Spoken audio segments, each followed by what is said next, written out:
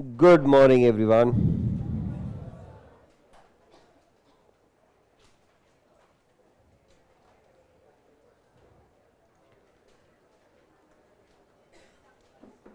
January of 2028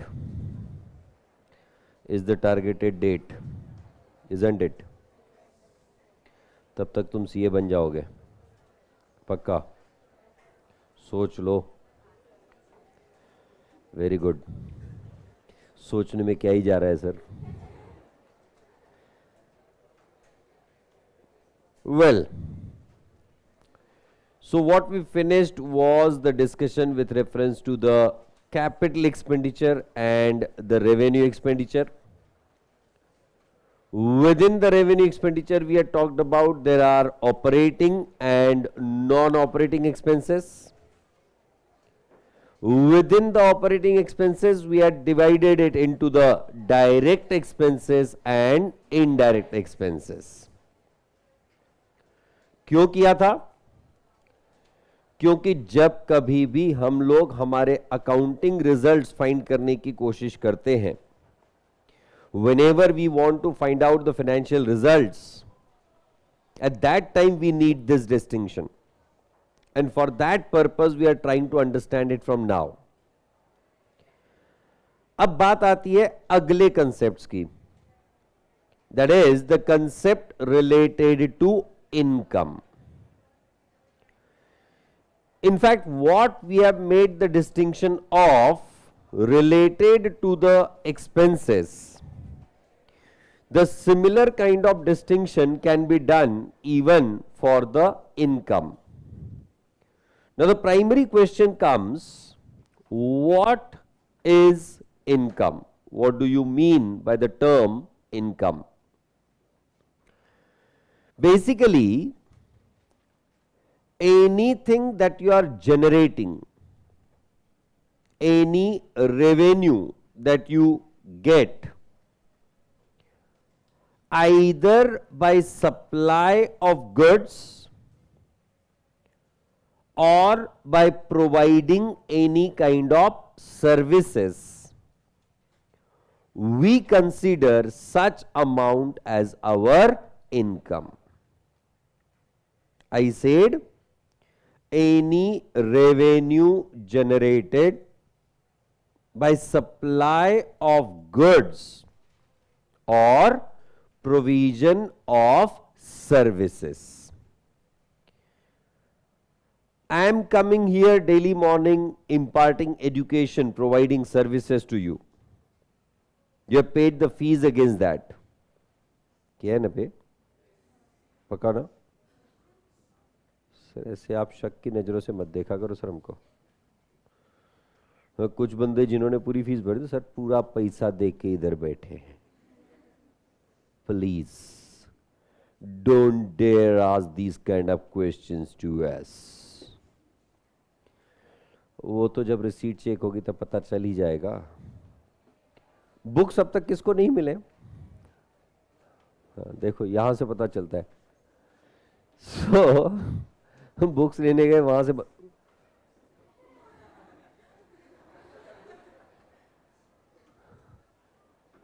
नहीं तेरे chair लेके जाने में मुझे कोई दिक्कत नहीं थी बेटा नहीं ठीक है पर वो डेबिट हो जाता ना मेरे को पहले कमाई कम और डेबिट करवाएगी पागल सो you have paid the fees. We are imparting the education. We are providing the services. So, for the purpose of receiving the services, you have paid the money. I am generating that as a revenue for my services. And therefore, such amount which I am generating against that will be considered as my income. Friends, commonly many a times it has been observed कि income को profit के साथ confuse किया जाता है. There is a difference between income and profit. income is basically the revenue of the business. आप अपने business में जो रेवेन्यू जनरेट कर रहे हो, that is nothing but is what you call as income. Profit is surplus of your income over the expenditure. So there is a difference between profit and income. Now try to understand the point further.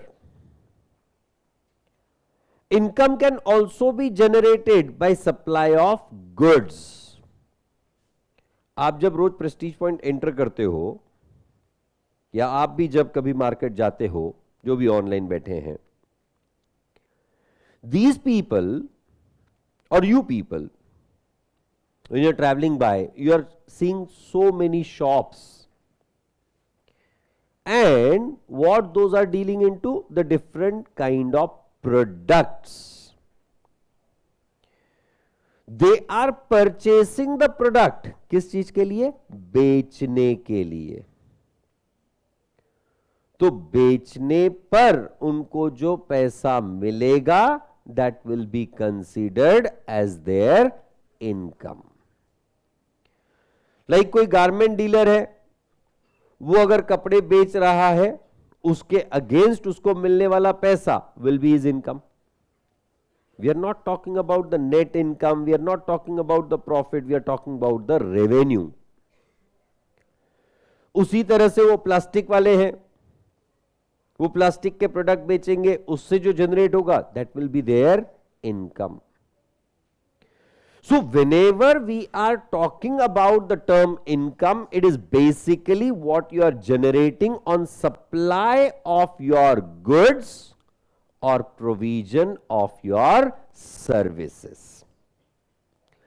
But in addition to that, there can also be certain income by providing your assets to someone else for their use. जैसे किसी के पास, let's take the example GB Joshi. GB is having the surplus funds available. Obvious सी बात है. Now, if he picks up that surplus funds available with him and parks that money into the bank in the form of fixed deposit. GB नहीं, GB fixed deposit, GB नहीं, GB land. SM Joshi, हाँ. Rado? अच्छा, Skoda.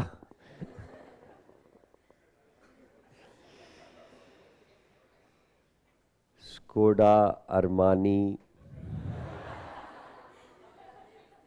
Dubai, अच्छा अगला tour नहीं, Malaysia, Goa. Goa, SM doesn't go to Goa a lot. Mahabaleshwar is his favorite place. आए दिन महाबलेश्वर जाते हैं. That I know about. मतलब इनको 2 दिन की छुट्टी मिली, चलो मैं महाबलेश्वर जाके आता हूं. अरे भाई वहां है क्या? बंदा रिप्लाई कर रहा है स्ट्रॉबेरी.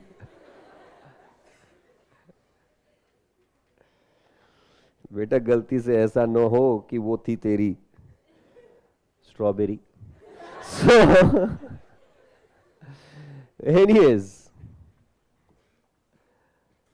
तो SM sir, he has the surplus funds and he parks that into the bank in the form of fixed deposit, safest kind of investment. तो इन्होंने फिक्स डिपॉजिट किया, इन्होंने पैसे बैंक को दिए. बैंक वो क्या रखे रहने वाला है पैसा? नहीं नहीं यार, SM सर का पैसा, इसको हाथ नहीं लगाना है. Of course, bank is going to utilize that for providing the loans or not. That is primarily the bank's purpose, to mobilize the savings of the people. एक जगह से पैसे उठाओ, दूसरे जगह को पैसे लगाओ. That is what their activity is all about. तो बैंक ने ये जो पैसा लिया है, they are going to use that money which is owned by SM Joshi or not. They using your money, against that they provide you the interest. Why are they providing the interest? Because they are using your assets, your resources.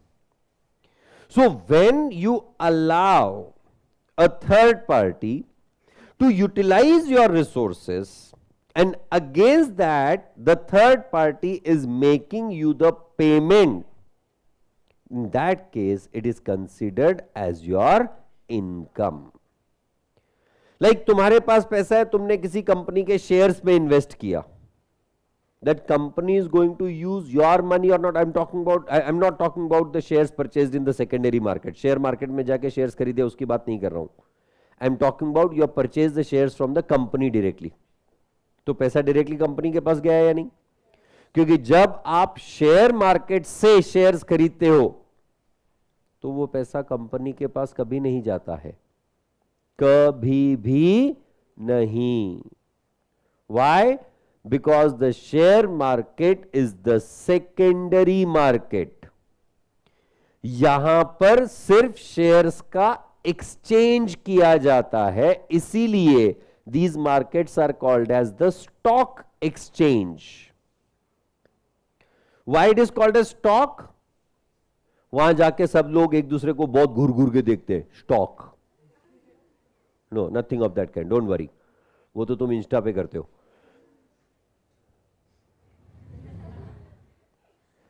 नहीं sir, we don't stalk, we follow literally. सिर्फ stalk करके क्या feel आएगा ना sir. We literally follow. बंदा कहां जा रहा है, किससे मिल रहा है, कितनी देर तक मिल रहा है, क्या खा रहा है. और आजकल लोगों को बड़ा मजा आता है अपलोड करने में भी. बंदा वो सामने थाली आती है, फोटो निकालता है, अपलोड, ईटिंग फूड. बंदा घूमने जाता है, वहां पे व्यू बहुत जबरदस्त है और वहां पे ये बंदा सेल्फियां निकाल रहा है, हैविंग फन. भाई तू कर रहा है, दूसरों को क्यों जला रहा है?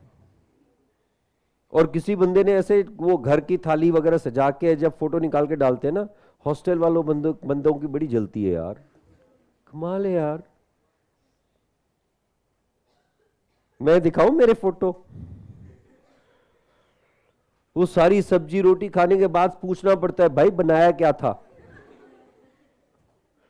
पहले 2 दिन तक के फील गुड है, बढ़िया बनाया यार, सब्जी क्या बनती है हमारे हॉस्टल में, क्या हमारा मेस है यार, जबरदस्त, क्या रोटी मिलती है.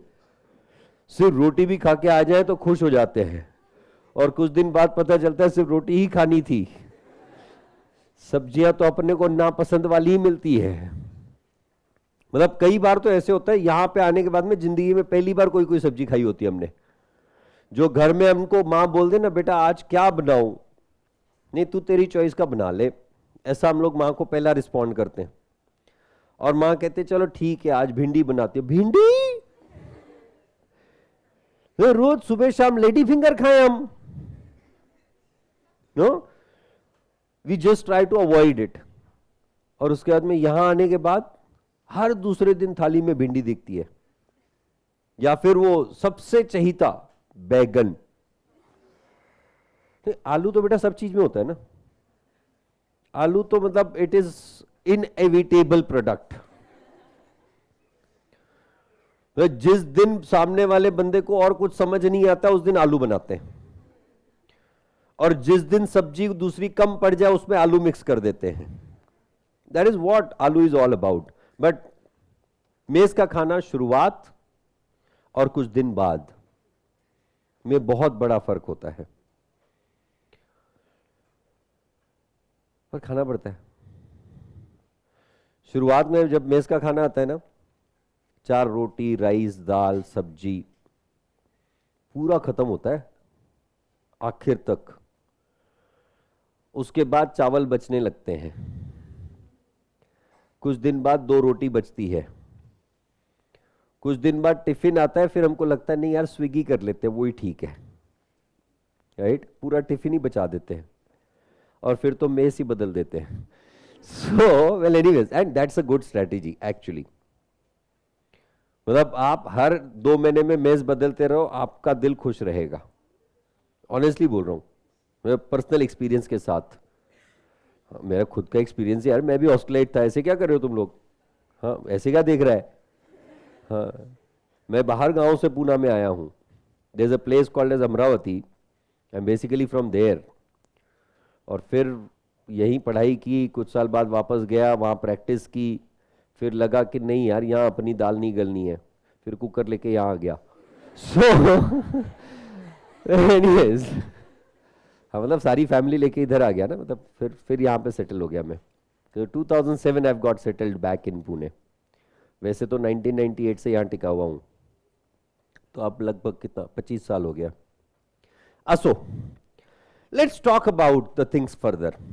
Income. So when we are talking about something that is generated by providing the services, supply of goods or someone else utilizing your resources.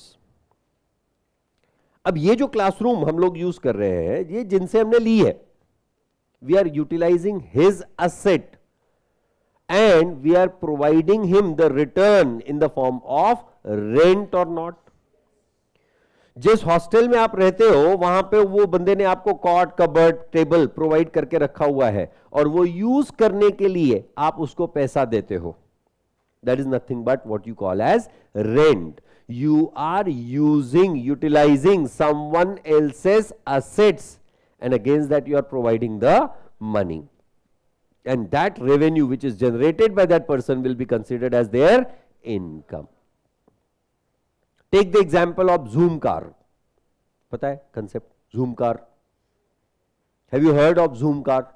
कितने लोगों ने नहीं सुना है Zoom car?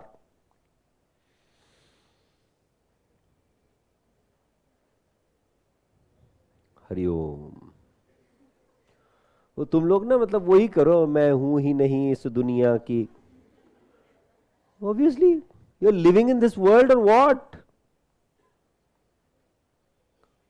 तुम लोग इंस्टा पे इतने बिजी हो कि तुमको रियलिटी क्या चल रही है, बिजनेस क्या चल रहा है, अच्छा क्रेड कितने लोगों को नहीं पता है? रिवर्स पे क्रेड सबको पता है। अच्छा, वेरी गुड। हाँ, इनको क्रेड पता है ना? पक्का ना? सर नाम बताए सर।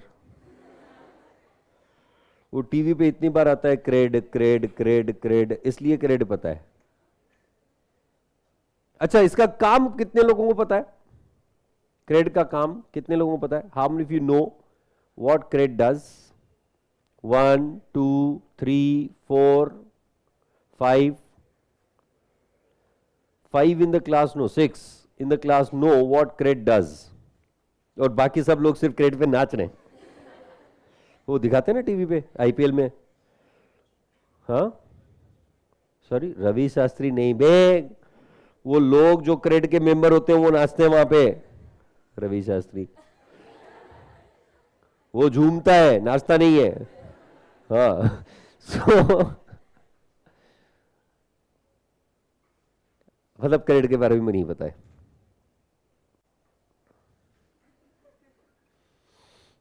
अमन गुप्ता, हाँ प्लीज रेज हैंड्स, कितने लोगों को पता है Aman Gupta? Shark sir, shark है ना?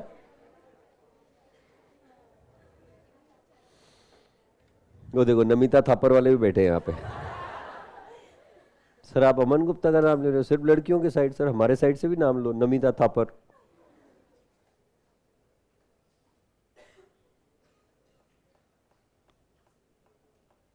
अमन गुप्ता सबको पता है। क्या करता है बंदा? सॉरी, को फाउंडर है, सीईओ है, सीएमओ, को founder, CEO, CMO of boat. वो सीए भी है? अच्छा, वो तो बेटा मतलब क्या है ना, कि लाइफ में इतनी खुराफाते की है उसने, इतनी फटी कि उसको सिलना ही पड़ा, सीए है ना। सो एनीवेज, वो दूसरा है ना उसमें, चश्मे वाला, नहीं नहीं, लेंस कार्ड वाला, पीयूष बंसल, ये सब पता है आपको? मतलब जो टीवी पे दिखेगा वही पता है ना? Zoom car is basically a kind of organization which provides you the driver free car. आपको कहीं भी अगर जाना है तो they provide you the car, you fill your own fuel into that, you roam around wherever you want within the given vicinity. They have the GPS location set in that. जितने kilometre आप चलाओगे या फिर जितना समय आप चलाओगे उसके हिसाब से वो चार्ज करते हैं। नॉर्मली क्या होता है, आप लोग को ओला उबर एक जगह से दूसरी जगह तक ड्राइवर छोड़ के आता है, या फिर आपको दिन भर के लिए गाड़ी चाहिए तो ड्राइवर के साथ गाड़ी आ जाती है, बट आपको ड्राइवर की खलल नहीं चाहिए। बंदा सपोज जस्ट इमेजिन कि यहां से शिमला जाना है, घूमने जा रहा है, कपल गोल्स नो, तो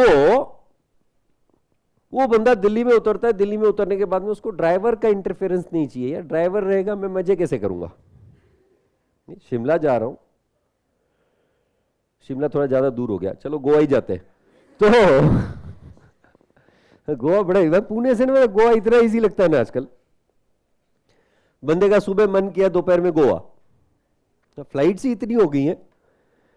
तो अब अगर बंदा गोवा जाता है, वहां पे उसको वो गोवा आने के बाद में ड्राइवर देखता रहे मैं क्या कर रहा हूं, क्या ही मतलब हुआ फिर, राइट? तो वो सोचता नहीं यार ये वाला डिस्टर्बेंस नहीं चाहिए, तो वहां पे वो जूम कार बुक करता है।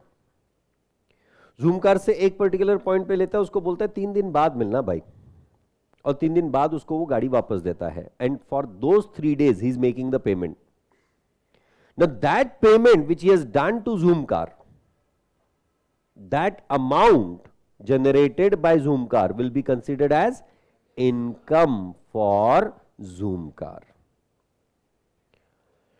Gone are the days when you are going to get the fixed business models कि एक बंदा दुकान लगाएगा, वहां पे प्रोडक्ट लाएगा, वहां से प्रोडक्ट बेचेगा, एक बंदा मैन्युफैक्चरिंग यूनिट लगाएगा, उसमें गुड्स प्रोड्यूस करेगा, उसमें से बेचेगा। ये सब चीजें तो होती रहेगी, ट्रेडिशनल बिजनेसेस है।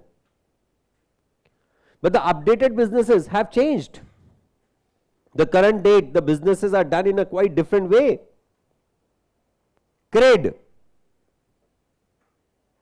it is simply a payment facilitator. Payment facilitator. आप CRED यूज करके आपके क्रेडिट कार्ड्स की पेमेंट कर दो, आप क्रेड ऐप यूज करके किसी को स्कैन एंड पे कर दो, यूपीआई पेमेंट कर दो। It is basically a payment facilitator. Cred is not a business as such, या फिर for that matter Airbnb. I hope many of you have heard of it. Airbnb does not own even a single property, is having the turnover of approximately 40,000 crore rupees. 40,000 crore रुपए का turnover, एक भी property own नहीं करते। What does the business mean? What is their business actually? They only bring together the people who own the properties and people who want to take the properties on hire for a short period of time. अगर किसी बंदे के पास एक farm house है, unutilise रह रहा है, तो वो फार्म हाउस उठा के एयरबीएनबी पे डाल देता है। And the person who wants to have the kind of एकांत, शांति, that person is searching for the kind of farmhouse of the similar kind. He goes on Airbnb, takes that particular property on rent. Airbnb only generates the commission. मैं business models की बात कर रहा हूं. For that matter, OYO is the same concept. They are basically the hotel room aggregators. Hotel rooms को सिर्फ साथ में लाते हैं बस, और कुछ नहीं. ओयो रूम्स बस. For that matter, book my show does not own even a single theatre, but does the booking for every theatre. Book my show आजकल तो थिएटर के बहुत बियॉन्ड चले गए. They have the movie theaters, they have the drama theaters, they have the plays, they have the comedy shows, they have the sports, everything included in that, everything related to entertainment. Concerts, you go and book the tickets on that. Ticket booking facilitation platform. That is what is the intent of that. Business model बदल गए हैं. Business करने का तरीका बदल चुका है. अगर ये नहीं होता तो स्विगी जोमेटो का जन्म कभी नहीं होता. किसी ने 2 दशक पहले सिर्फ एक पासिंग कमेंट सरकास्टिकली किया था कि एक दिन आएगा कि फैक्स से तुम्हारे घर खाना आएगा. Fax, facsimiles was a new invention kind of, कि कोई बंदा वहां से एक डॉक्यूमेंट डाल रहा है और यहां पे डॉक्यूमेंट प्रिंट हो रहा है. That was the concept of fax. कि उधर एक पर्टिकुलर पॉइंट पे स्कैन होता है और यहां पे रिट्रीव होके प्रिंट होता है. That is what the fax concept was. लोग बोलते थे ये यार खतरनाक इनोवेशन है. Now innovation has no limits. और उस समय पे किसी ने कहा था यार किसी दिन ऐसा भी होना चाहिए कि हम लोग खाना मांगे और हमको फैक्स में खाना है, मतलब घर बैठे खाना मिलना चाहिए. That's where came the concept of Swiggy and Zomato. नहीं यार अब मुझे किराना लेना भी बाहर नहीं जाना है, नहीं, I want the grocery at my home. What is Blinkit, what is Zepto, is all about grocery at home. This is what you call as the real innovation. CA बनने के बाद में ना कोई तुमसे ये नहीं पूछने आने वाला है कि भाई मेरा टैक्स का अमाउंट कितना होएगा, मैं टैक्स कैसे बचाऊं. उसके लिए गूगल बैठा है, वो तो गूगल ही बता देगा उनको. सीए बनने के बाद में you need to innovate and support these kind of business models. और इसीलिए आज की तारीख में फाइनेंशियल इंडस्ट्री में, बिजनेस इंडस्ट्री में क्या चल रहा है उसका अपडेट रखना जरूरी है. As compared to Aman Gupta और नमिता थापर की शादी हो रही है नहीं, वही है ना दोनों. नहीं, अमन गुप्ता और कौन है वो दूसरी, वो साथ में कुछ तो वीडियो वगैरह बनाते रहते हैं, कोई तो है, जो भी है. तो the point is very simple to be highlighted here. You have to learn the basics, but you have to apply that in realities. अभी थोड़ी देर पहले मैं वो कहीं तो पढ़ रहा था, your degree is not important, but your skill set is the most important thing.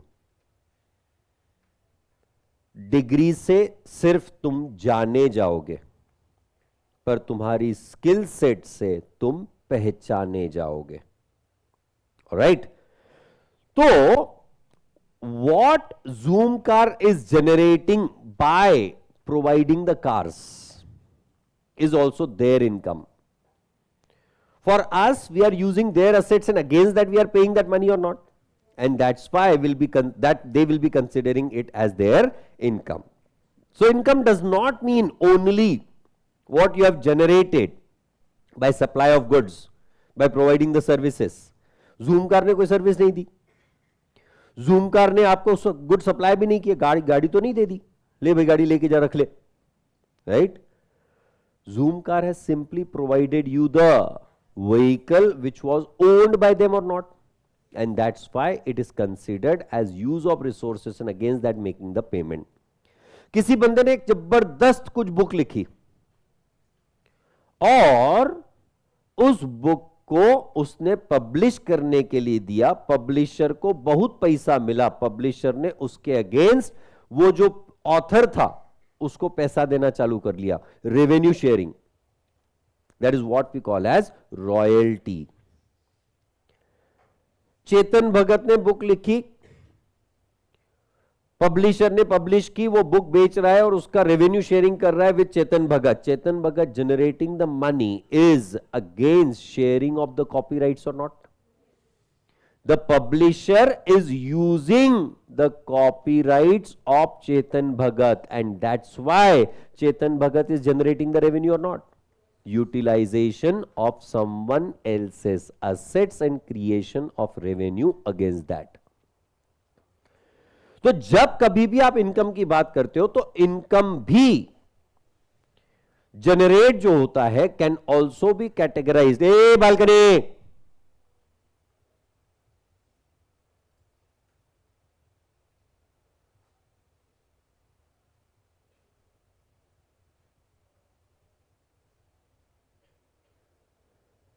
so when you are generating the revenue, such revenue can be divided into, again, the operating income, non-operating income, direct income or indirect income.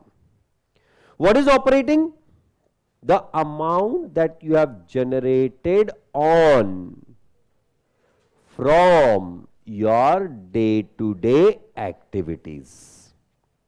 मेरा business is to impart education. I am imparting the education.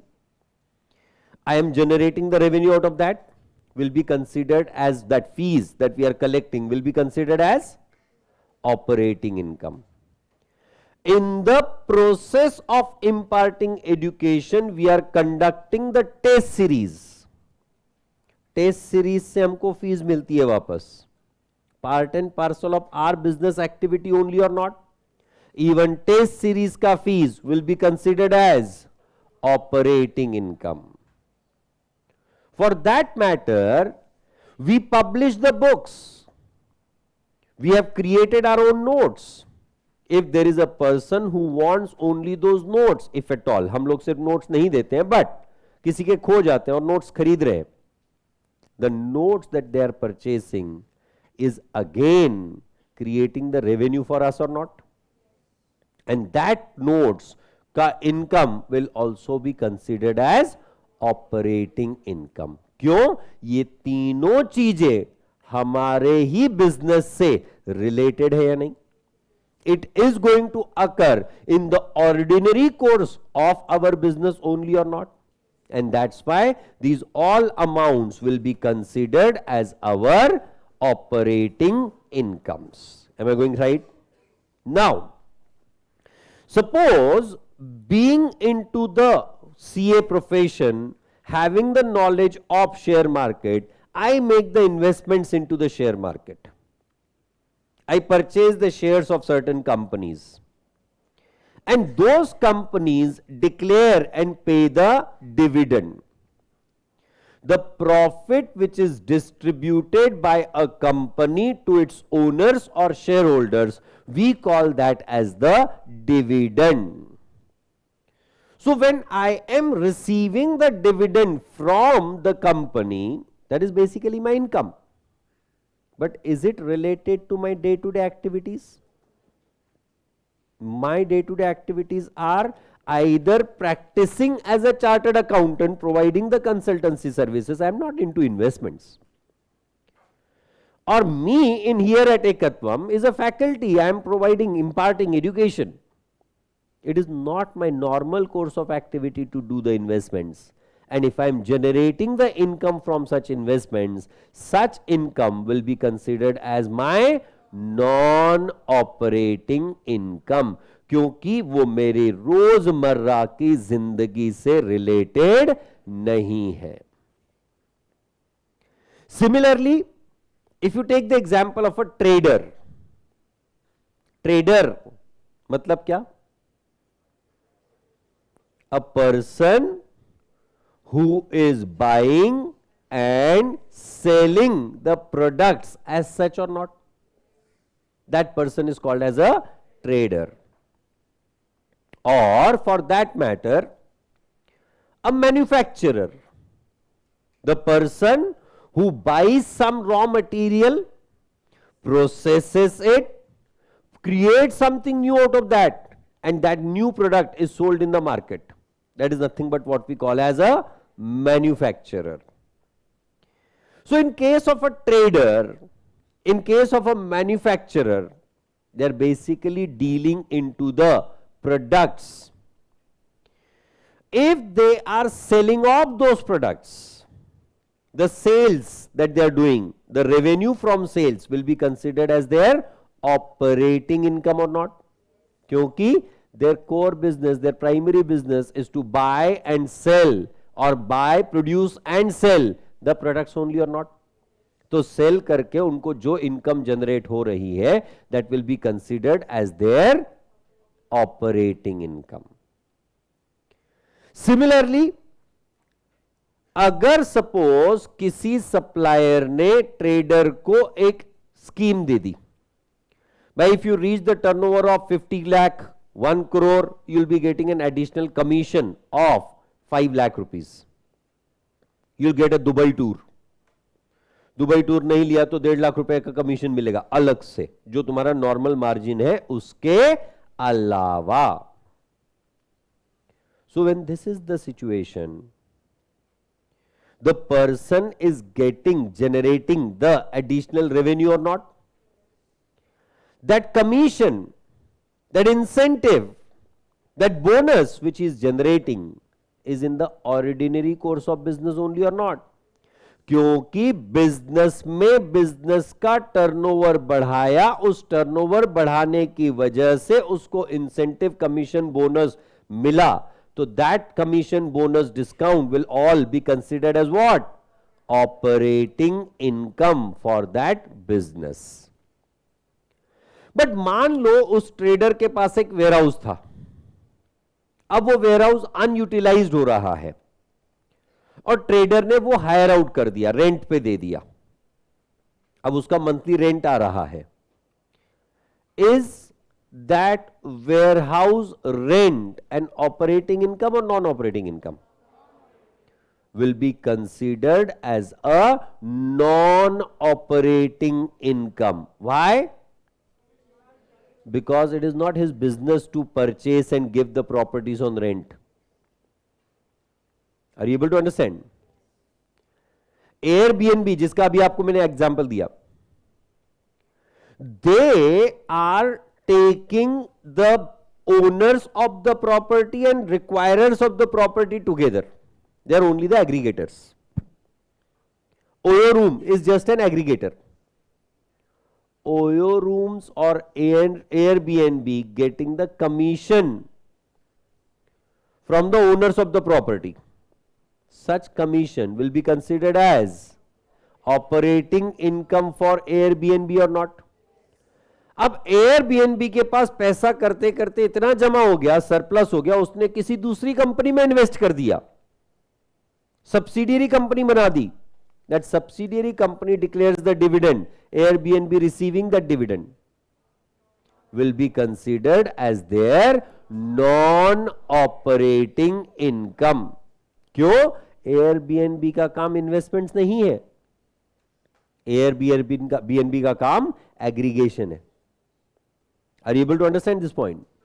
So whenever you are generating the revenue, the income, in the ordinary course of your business, in the normal course of your business, that all amount generated, that all income generated will be considered as your operating income. पर वही उसी business ने अगर अपने normal course of business के अलावा कुछ पैसा कमाया है, तो that will be considered as their non operating income. अपना जो रोजमर्रा की जिंदगी वाला बिजनेस है, उसके अलावा अगर ये पैसा बना रहे हैं, उसके अलावा अगर उनको इनकम मिल रही है, तो that income will be called as non operating income. क्यों डिवाइड कर रहे हैं हम लोग? ऑपरेटिंग नॉन ऑपरेटिंग को? ऐसे भेदभाव क्यों? मैं जानना चाहता हूं कि मैं जिस बिजनेस में इन्वेस्ट कर रहा हूं, मैं जो बिजनेस चला रहा हूं, वो बिजनेस खुद के बलबूते पे चलने लायक है या नहीं। उनका जो कोर बिजनेस है जिसके लिए मैं पैसा लगा रहा हूं, वो बिजनेस चलने वाला है या नहीं। अरे कोई नहीं, हमको एडिशनल बोनस डिस्काउंट मिलते रहते हैं, वो तो ठीक है, हम लोग प्रॉपर्टी रेंट पे दे देंगे। कब? जब तुमको जरूरत नहीं पड़ेगी तब। बट अदरवाइज तो तुम्हारा बिजनेस चलना चाहिए ना। So you should have the consistent revenue from your business operations, not from the non business activities. क्योंकि जब नॉन बिजनेस एक्टिविटीज से पैसा तुमको मिल रहा है, तो in that case you are dependent on someone else.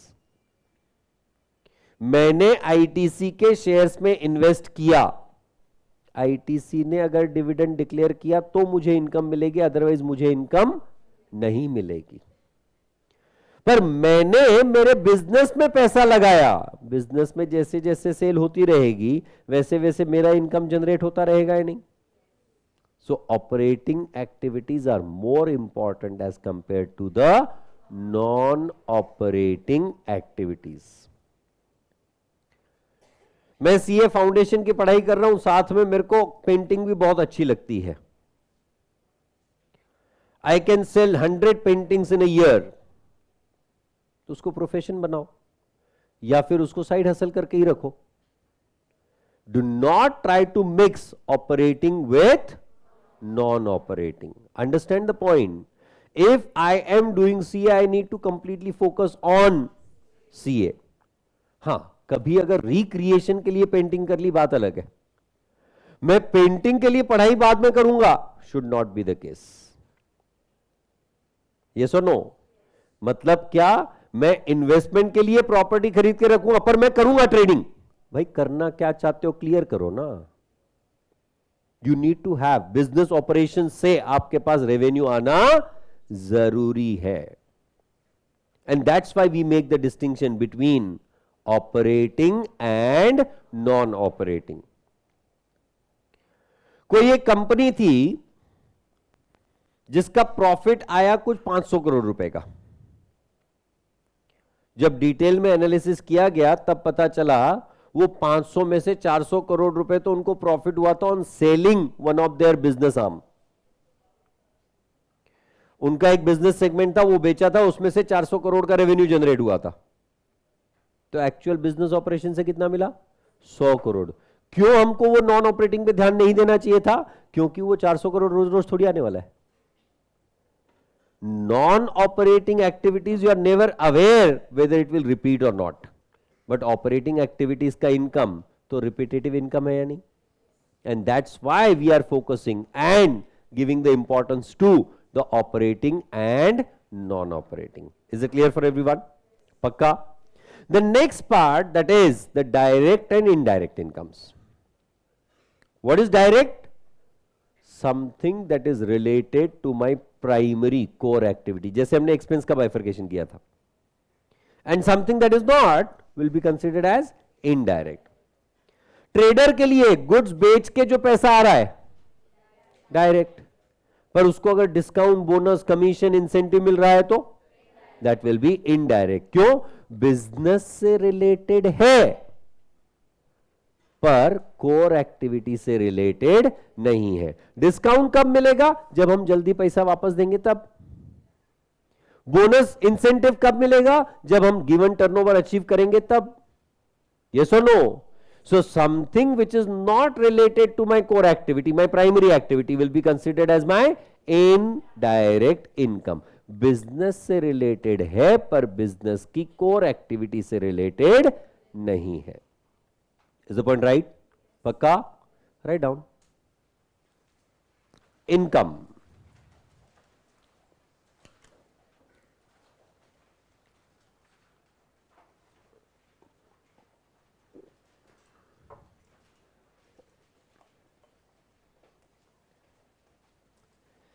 It is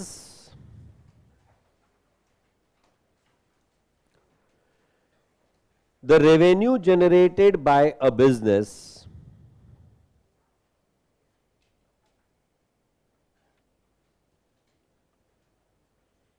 it is the revenue generated by the business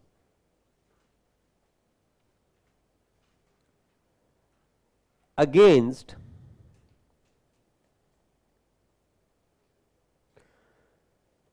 the supply of goods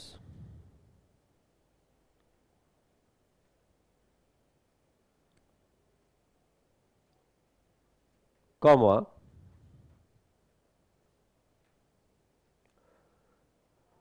provision of services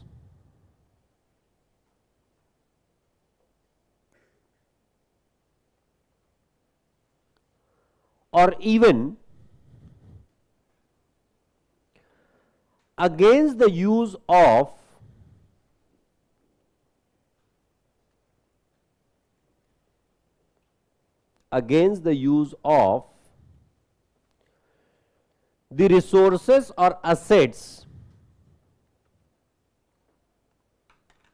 the resources or assets owned by a business.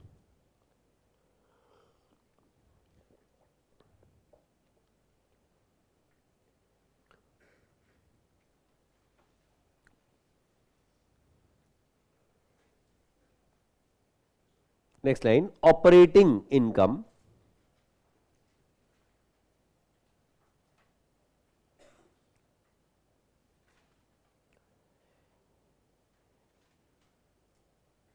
such income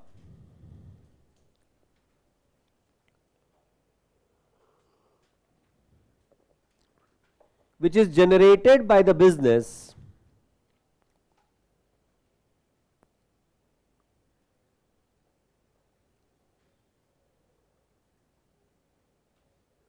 Zoom app नहीं चालू होगा. Such income which is generated by the business in the ordinary course of its activities in the ordinary course of its activities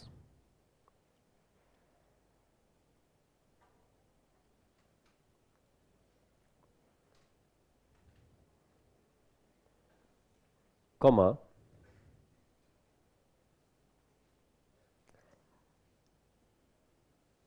and occur on recurring basis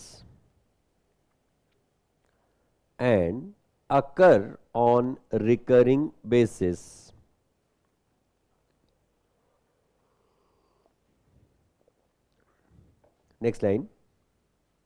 For example,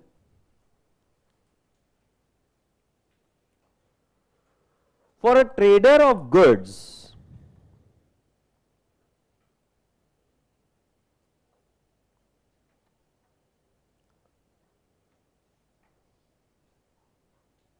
the revenue generated for a trader of goods, the revenue generated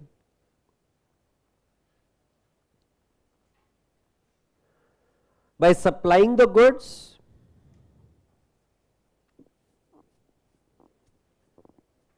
comma any discounts received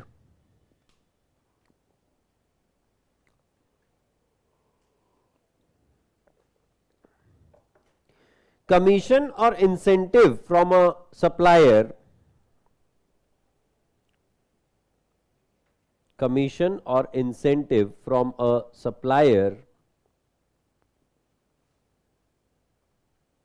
comma are all the operating incomes.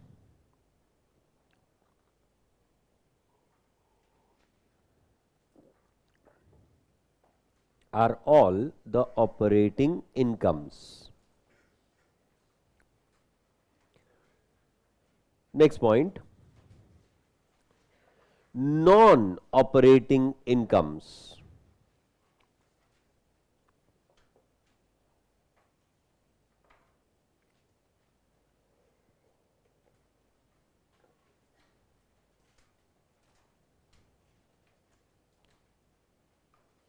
When a business earns certain amount,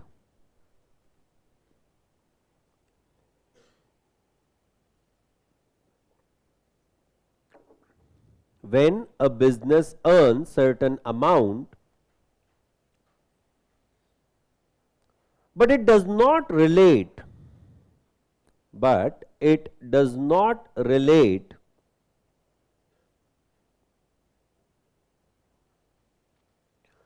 to its day-to-day activities, to its day-to-day activities,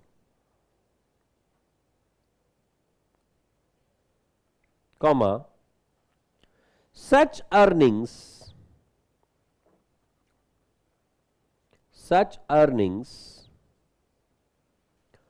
are called as the non-operating incomes. The non-operating incomes.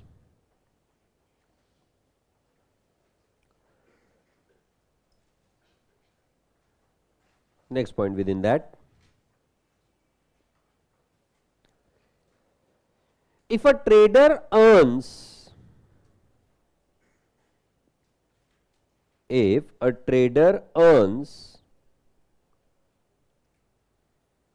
rent, comma, dividend or interest on investments,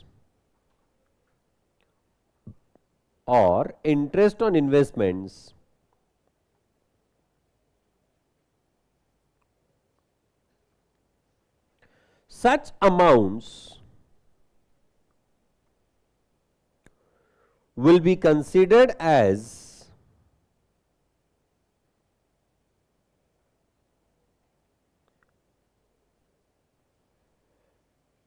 the non-operating income.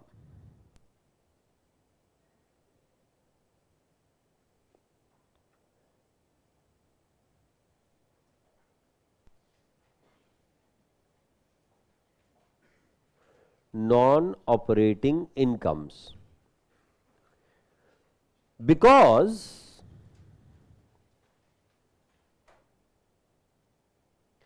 a trader's primary activity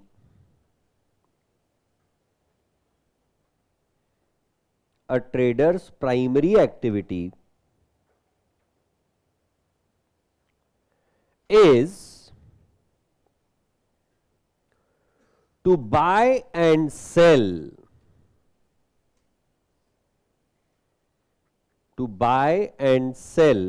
the goods. Is it right? Next one, direct income.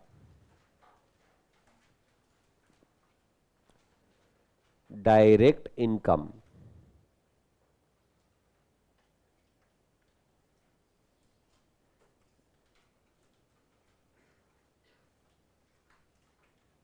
Every business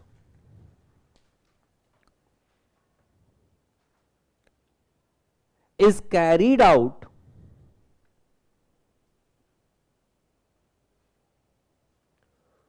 with certain primary objective,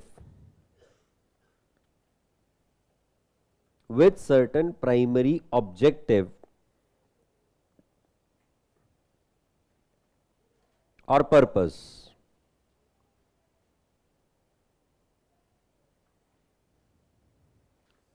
Next line. The revenue generated by the business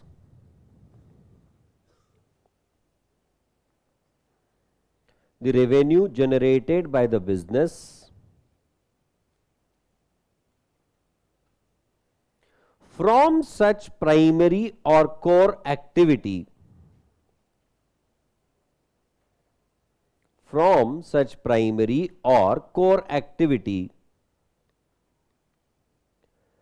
is considered as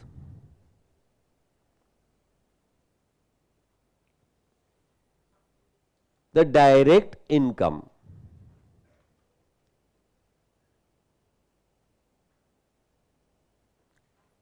Example,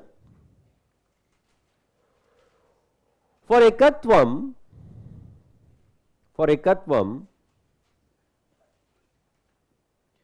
student's fee is its direct income.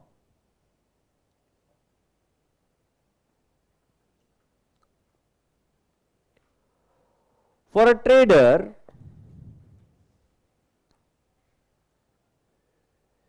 or manufacturer,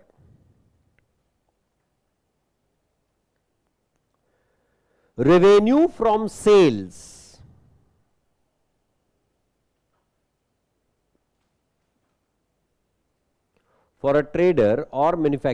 revenue from sales is its direct income.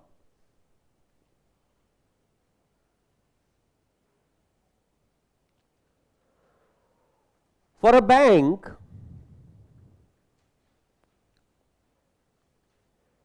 interest is its direct income.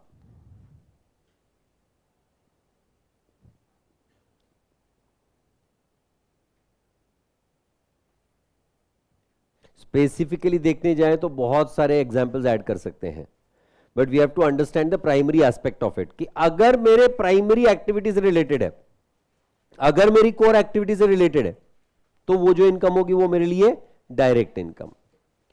वहीं अगर एकत्वम का case वापस से लिया जाए और test series की income आ रही है, test series is not our core activity, correct or not, and therefore the revenue that we will generate from test series will be considered as indirect income. Is the point right? Write down now. Indirect income.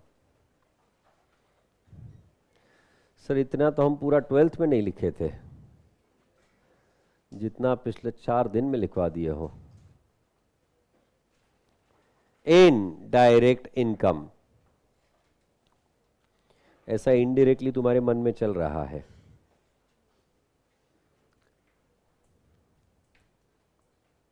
हो गई सबकी नींद खुल गई? मैं पहला 1 घंटा तो मेरा तुम्हारी नींद खोलने में लग जाता है। सारे जितने अगले फैकल्टी ने वो बड़े खुश नसीब है कि चलो यार पहला लेक्चर मनीष का होता है, टेंशन नहीं है। जस्ट इमेजिन पहला लेक्चर अगर लॉ या बीसीआर जैसा हो जाए, तब फिर तो मतलब कहानी है। सर हम कहानी कब बनेंगे फिर, है ना? लिखो, उसके लिए विद्या बालन को मिलना पड़ेगा। तो कहानी तो वो बनाती है ना, कहानी 2, हमारी अधूरी कहानी। अभी कुछ दिन के बाद में आएगी हमारी 1/4 कहानी। हाँ, indirect income, write down. It is the income of the business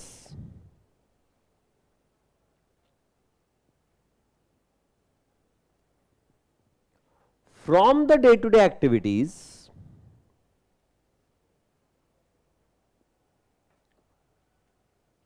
but does not relate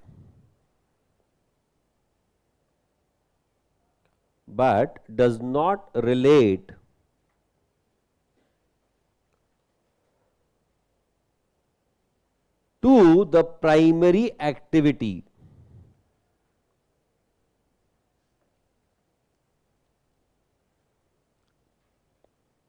of the business.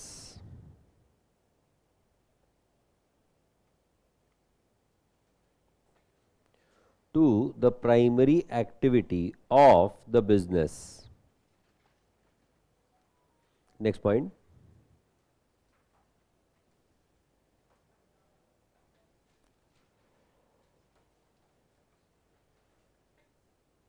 The income in the form of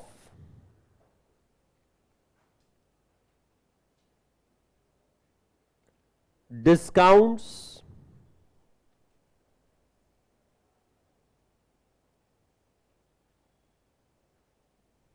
comma,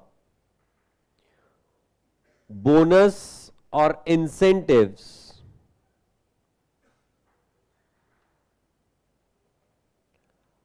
are therefore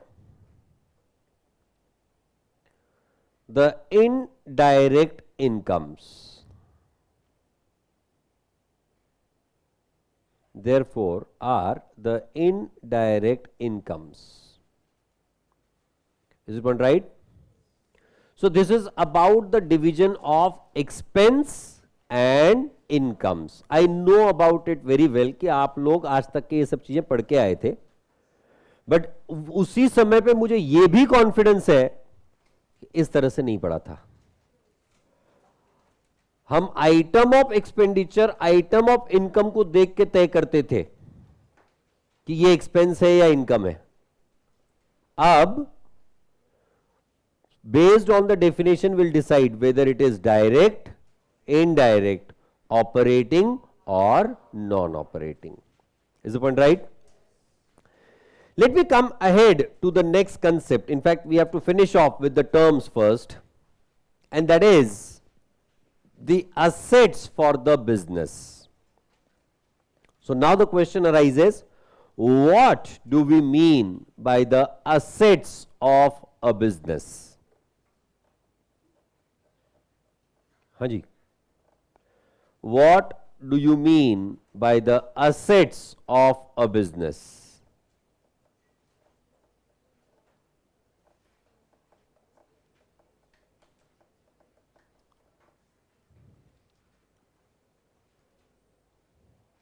Sir, assets are land and building, plant and machinery, furniture. I don't want that. Which help in the production process. Okay. Property owned by the business. Okay. Anything that helps in creation of the day-to-day revenue. Purchased for long-term use. जरूरी है?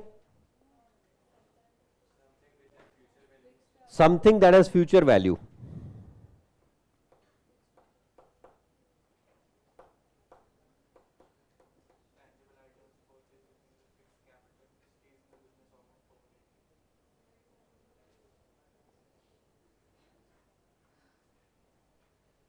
Tangible items purchased using the fixed capital which stays in the business almost permanently. Fixed capital क्या होता है?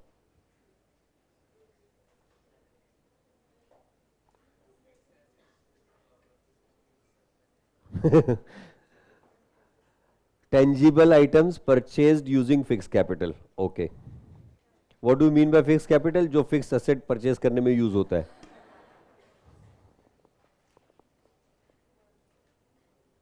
हाँ madam, सारे शब्द गिर गए तेरे बीच में, मुझ तक पहुंचे ही नहीं. Anything that a company owns. Okay. हाँ जी. Anything valuable owned by a business that helps earning the future benefits. Okay.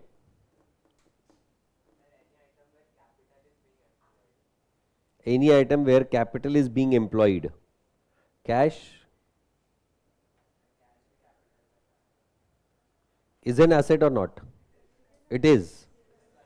But where the capital is employed, ना cash में कहाँ capital employed किया है?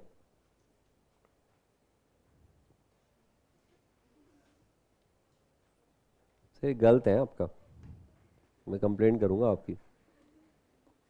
हाँ ना, हमें जो पढ़ाया जाता था, हम वो चीज़ें जब आपको बताते हैं तो आप उसके ऊपर सवाल पूछते हो. हमें ये थोड़ी बताया जाता था कि आगे इस पे भी सवाल होते हैं. हाँ, assets. Sir, anything which are not B set are A set. A set ना? नहीं नहीं, ऐसा नहीं होता, गलत है. मुझे याद है, I was in six standard. Yes, 6th standard में ज्योग्राफी भूगोल, ज्योग्राफी नहीं होता था, भूगोल होता था हमको, हाँ हिंदी मीडियम ना। Till my 10th standard I was in semi English, मतलब सिर्फ इंग्लिश ही इंग्लिश में होता था और मैथ्स इंग्लिश में होता था, बाकी सारे सब्जेक्ट हिंदी में।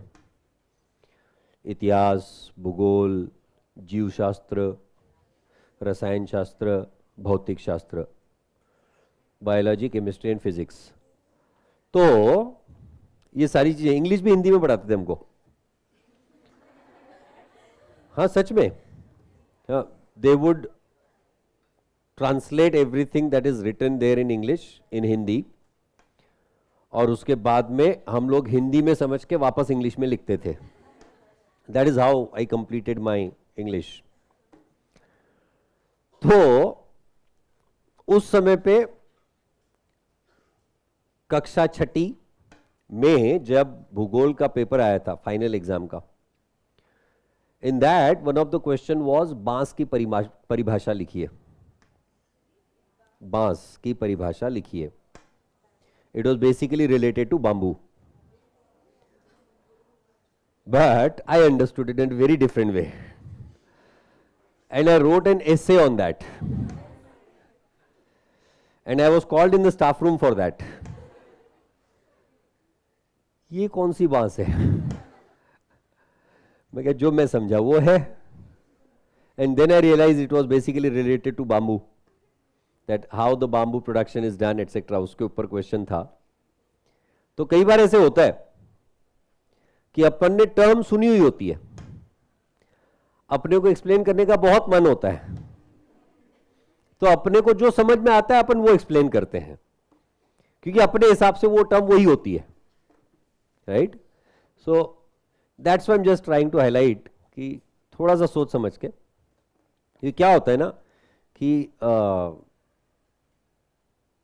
कुछ लोग होते हैं जो मार्केटिंग बहुत जबरदस्त कर सकते हैं, कोई भी चीज बढ़ा चढ़ा के एकदम कंफर्टेबली बात कर सकते हैं, और कुछ लोग होते हैं जो टू द फैक्ट होते हैं। हम लोग सीए लोग हैं, हम लोग टू द फैक्ट होते हैं, right. Anyways, assets, what those are, what do you mean by that?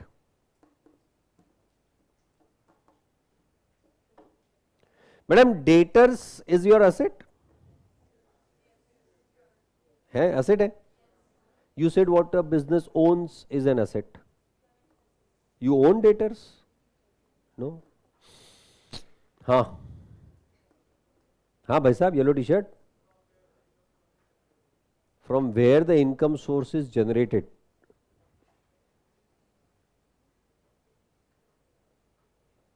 नहीं, not necessarily.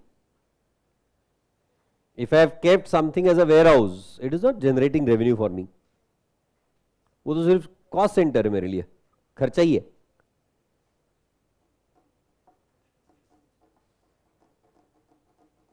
Yes,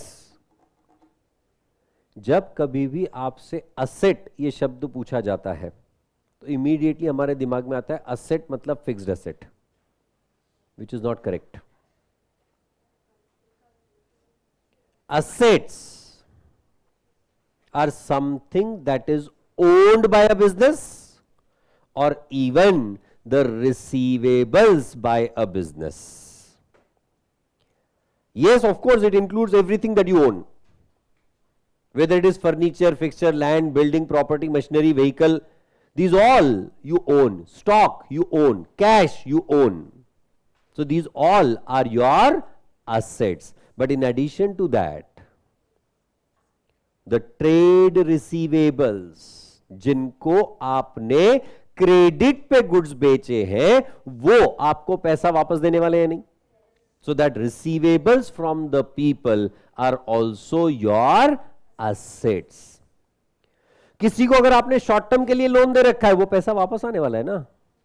So that short term loans and advances will also become your asset.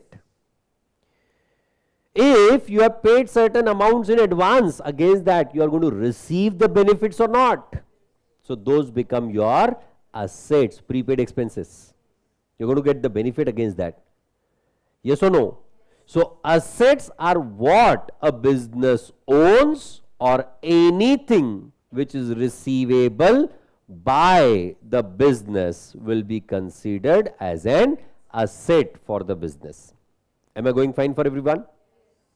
Now, when I am talking about the assets, these assets have to be further divided into the long-term assets and the short-term assets.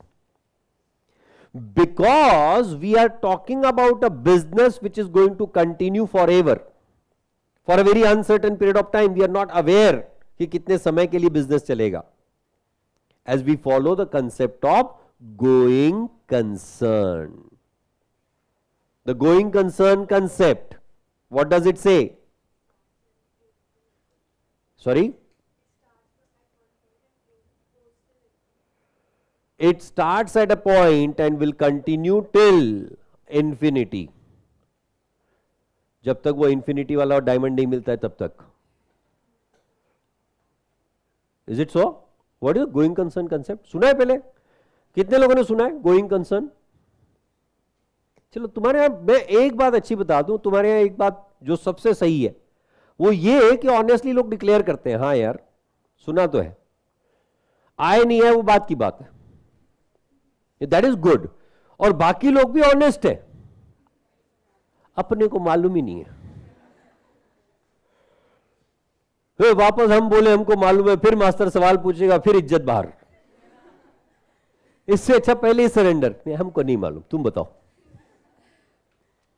Very clear and categoric on that. Tension का काम ही नहीं चाहिए. इतने सारे message आ गए.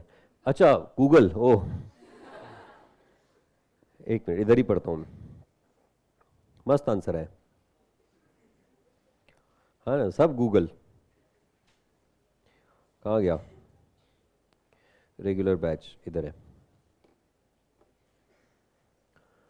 Any physical thing और rights that has monetary value, ओहो, assets which gives benefit to the business for long time, and property, a property owned by the business with an expectation of future benefit. Oh, resources owned by business to earn income in future. अबे current income के बारे में कोई बात ही नहीं कर रहे, सारे के सारे future में income कमाने के पीछे लगे पड़े. Anything that is owned by a business or any receivables by the business are the assets for the business. वाह, एकदम copy paste. Going concept says that estimated business life is 5 to 10 years. अच्छा, ये मुझे पहली बार पता चला. Estimated business life से 5 से 10 साल. धीरू भाई अंबानी क्या कर रहे थे? तो अगर ऐसा होता तो रिलायंस तो अब तक के 4 बार बंद हो चुकी होती. नहीं 4 बार नहीं, 9 बार बंद हो चुकी होती. 90 साल हो गए कंपनी को. It should have shut off, shut on, shut off, shut on, kind of that, right. 5 से 10 साल नहीं यार, ये बहुत कम होते हैं. नहीं,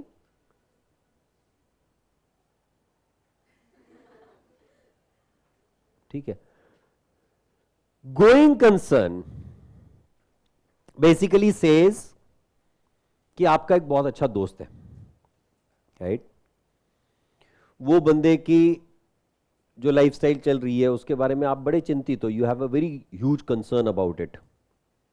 और बाद में उस दोस्त से तुम्हारा ब्रेकअप हो गया तो वो कंसर्न चली गई. Going concern, no, well anyways forget about that. A going concern बहुत बहुत गंदा था सच में. आज ना सीरियसली सच्ची बोलूं, आज बहुत कोशिश कर रहा था मैं, पर फिर फाइनली सोचा नहीं यार आज पढ़ाएंगे अपन. हाँ, तो going concern concept basically says once a business starts,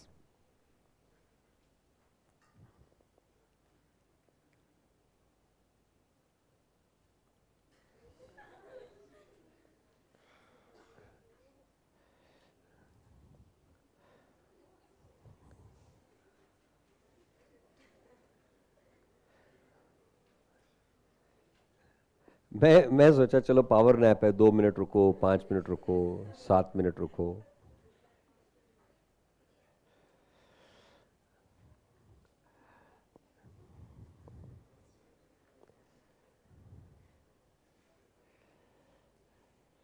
Google पे सिर्फ फ्यूचर का ही आंसर आया था।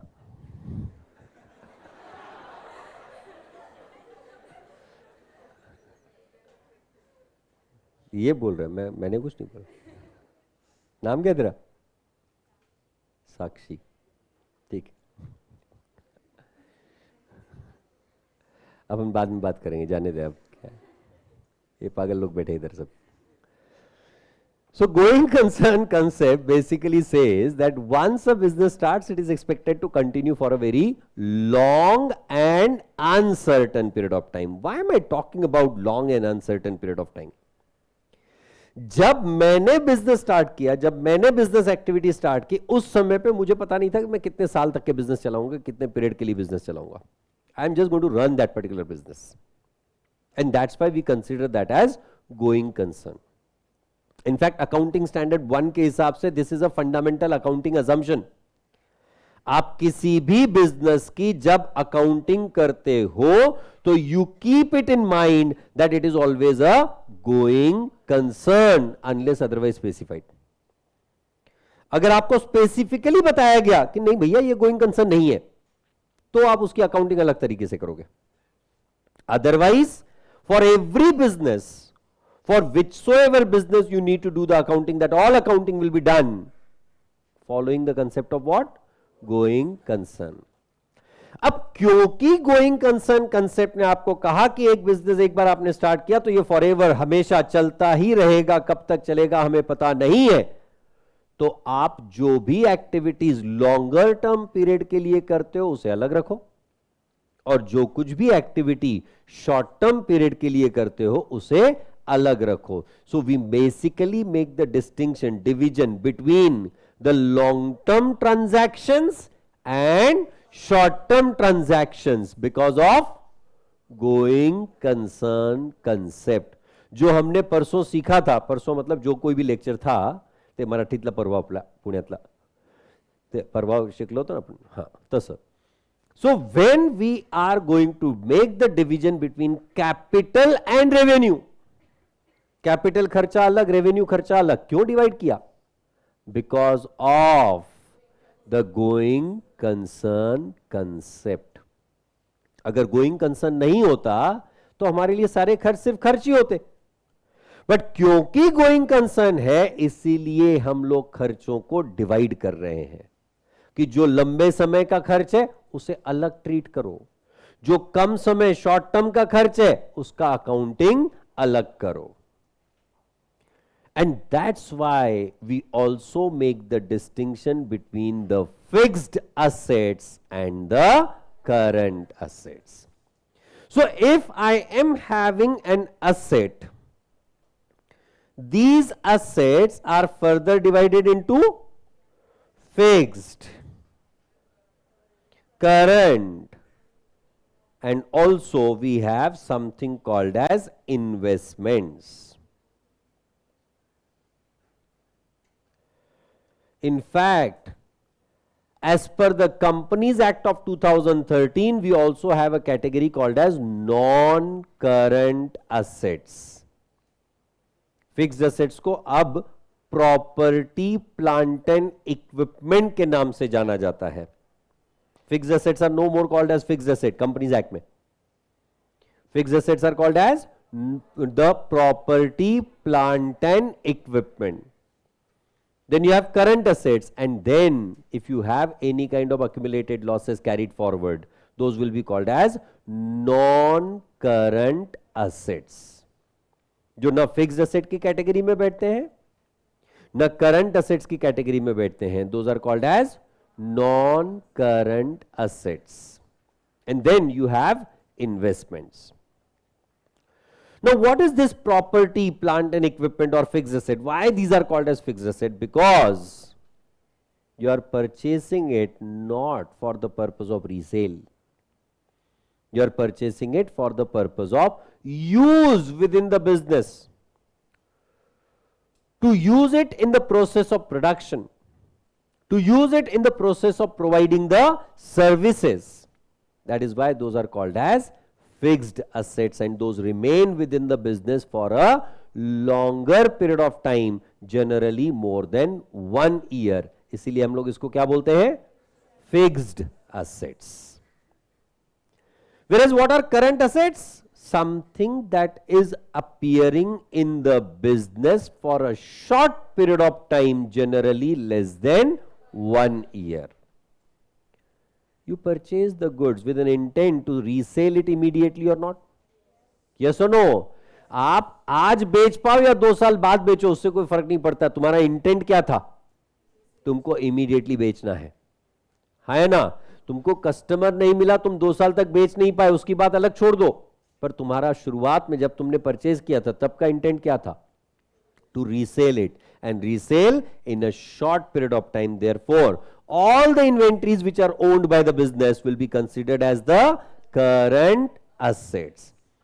तुमने अगर किसी को गुड्स क्रेडिट पे बेचे हैं तो उस ट्रेड रिसीवेबल को, उस डेटर से आपको जो पैसा आने वाला है शॉर्ट पीरियड में ही आएगा या नहीं? ऐसा तो है नहीं भाई, तो ले जा, जब तेरा मन करे तब पैसा दे दियो. You are going to give him the credit period which can be 2 months, which can be 3 months. Within 2 or 3 months the given person is expected to pay the money back. That's why it is called as current asset. And what are investments? Something that you have purchased for the purpose of reselling. Something that you have purchased with an intent to earn the regular income on that, or something that you have purchased for the purpose of getting the appreciation in its value. अगर मैंने कोई plot of land खरीदा with an intent कि 2 साल बाद 3 साल बाद जब इसकी वैल्यू बढ़ेगी तब मैं इसको बेच दूंगा, जब मैंने खरीदा तब ही इंटेंट क्या है? To resale or not. So that plot of land will not be called as my fixed asset. That plot of land will be called as my investments, and that investment I am expecting to get the appreciation in its value or not. अगर मैं किसी company के shares खरीदता हूं, खरीदने के पीछे purpose क्या है? कि कुछ साल बाद उसे मैं बेच दूंगा. In the meantime I am expecting to get the return on that in the form of dividend और इंटरेस्ट और not, and therefore those will be categorised as my investments and not my fixed assets. So किस purpose के लिए आप कोई चीज खरीद रहे हो, किस पर्पस के लिए आप उसे ओन कर रहे हो, कितने समय के लिए आप वो चीज अपने पास रखने वाले हो, based on that you will make the distinction between fixed asset, current asset and investments. Is my point right? Rest of the things after the rest of the date will meet on Monday. Thank you.